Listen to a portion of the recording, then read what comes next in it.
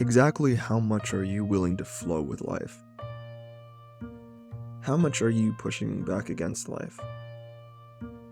Let's make a mental image. Life is like a stream, a large rushing stream, with water that ebbs and flows, all moving in a singular direction of what we call evolution. The more that we push back, the more we become rocks in that stream. Because what a rock wants to do is it wants to stay still. It wants to be stagnant and strong. It wants to be a rock. Because what a rock does is it pushes the water aside. And the water flows all around it. As a rock, you know that you're real. Because every moment that passes, you're still there. It's the water that's moving around you. It's the water that's changing. But you don't change, right? Because you're a rock. The longer that you are a rock, the longer that the life and the movement of water around you will smooth the surfaces and facets of your being. All of those jagged edges that make up you, that change the direction of the water in extraordinary ways. They're filed down because that's what time does. That's what the water, that's what life does. Because even though you really want to be a rock, change is inevitable. And soon those edges will become very smooth. Now you are a medium-sized, smooth stone in the middle of the water. You're not pushing away the water with extraordinary force anymore because now it's moving around you. It's following your curves. It's pressing right up against the curves of your being. Now these curves are surely different than the jagged edges that you were before. So what happened to you? Are you the same you? Are you the same you but different? What made this change and what allowed it? Can you stop it? Well, as time and life moves on, you are eroded further and further, until now you are a small pebble in the middle of the stream, barely affecting the flow of water around you. With this realization that you were once a strong, large, jagged boulder and now you are a small, smooth pebble, a new feeling comes upon you.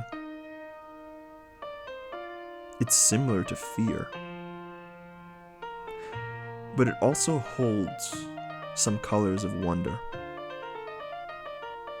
Because what happens to you when this pebble form of yours finally is washed away with the water? Are you still there? What do you become then?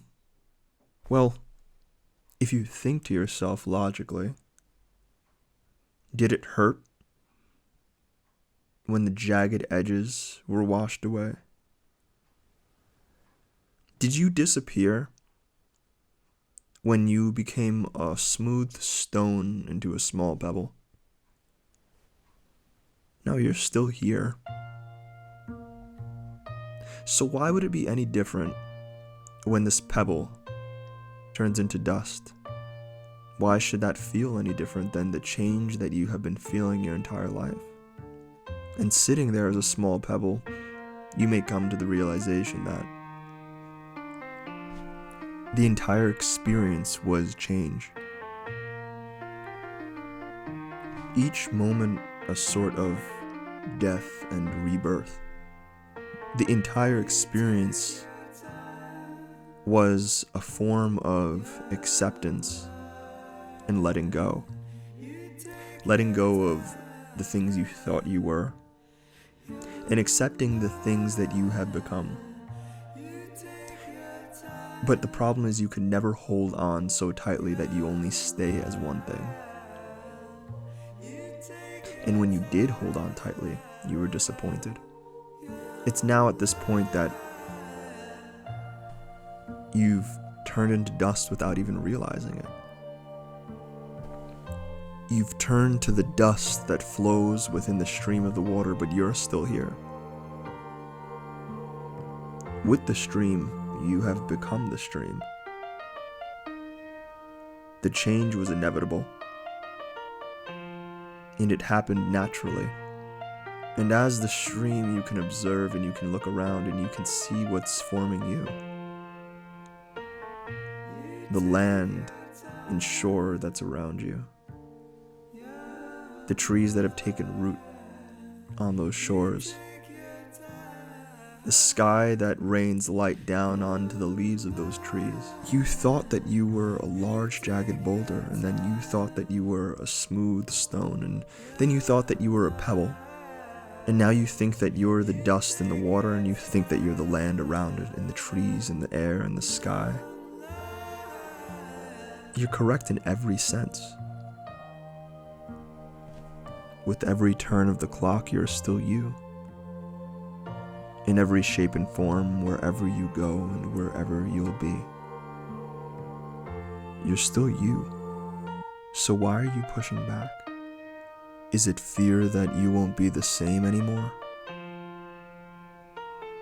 Is it fear of change?